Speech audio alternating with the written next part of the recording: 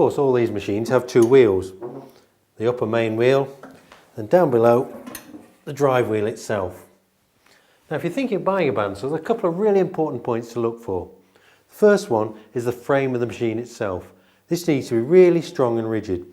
If you think about a bandsaw, when it's running, all sorts of forces involved. You've got the dynamic forces of the wheel spinning round and round at speed, and then you've got the static forces. When you tension this blade up, the frame itself tries to squeeze together. The frame needs to be rigid enough to withstand that. Just have a look here, you can see how solid that is. That's not going to move anywhere. Really, really strong. The other important thing is the wheels themselves. On some machines they may be solid, on this particular machine they're spoked. It doesn't really matter. The main thing is they run really smoothly. If you take a close look, you can see these have been properly balanced with little wheel weights that have been stuck on. Really important, they run really smoothly.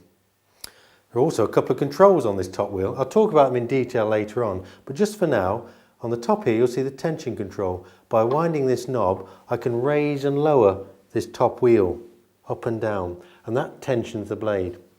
Also on the back there's a tracking control. If I turn that knob, I tilt the wheel backwards and forwards, and that allows me to position where the blade runs on this top wheel.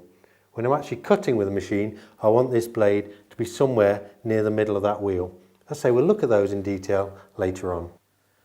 Another very important feature is the table itself. This needs to be plenty big enough to provide loads of support when you're actually cutting with the machine.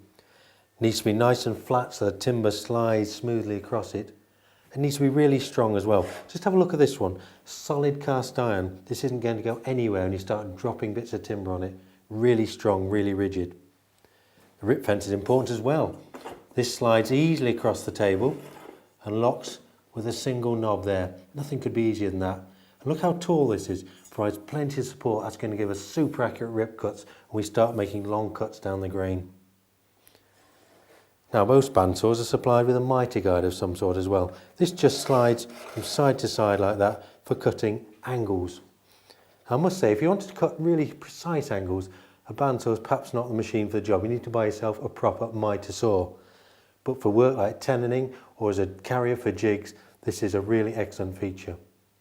The table also tilts to 45 degrees or any angle in between, and that you achieve with a hand wheel underneath. Just come and have a look at this. Just release the table lock and then twist the handle there to set any angle you want up to 45 degrees. And there is a scale here you can see which gives an indication of the angle you've set. And when you want it back to 0 degrees, there's a little stop under there. I don't know if you can see it. That makes sure the table sits back perfectly each time. I know that's spot on every time. Whilst we're on the back of the machine, just have a look at some of the controls I was talking about.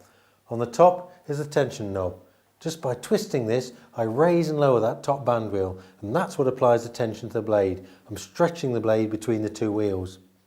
Also, it's quite a unique feature on the record machines, is this cam lock. Just by releasing that handle, I take all the tension off in one go, and that allows me to change the blade very quickly and very easily once I've initially set the tension with the knob on the top. Also here, this is the tracking control. Release the lock, twist the knob, and now we're moving that top band wheel backwards and forwards, and that allows me to control exactly where the blade runs on the top band wheel. The other controls on the back here, the guides themselves raise and lower with this hand wheel. I just lower them down till they're just above the work and then lock them in place with that knob there.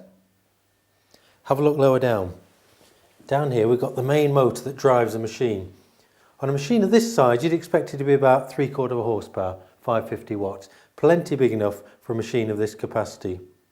If you think about it, a bandsaw is only driving a very small blade. There's not much frictional resistance. It's not like a circular saw where you're driving a blade perhaps 8 or 10 inches diameter. There's a huge amount of friction to be overcome. So on a machine like this, a bandsaw, you don't need a huge motor. This will run quite happily off a normal 13 amp domestic supply. Just across here is a dust extraction spout. We're all becoming more and more aware of the dangers of fine dust, and a bandsaw does produce a lot of dust. So it is worth investing when you buy a bandsaw in a small extractor of some sort. It don't cost a lot of money these days, and what price really is your health? This is actually a 2-speed machine, and you vary the speed by changing the position of the drive belt on this 2-step pulley. You can see at the moment it's on the fastest speed.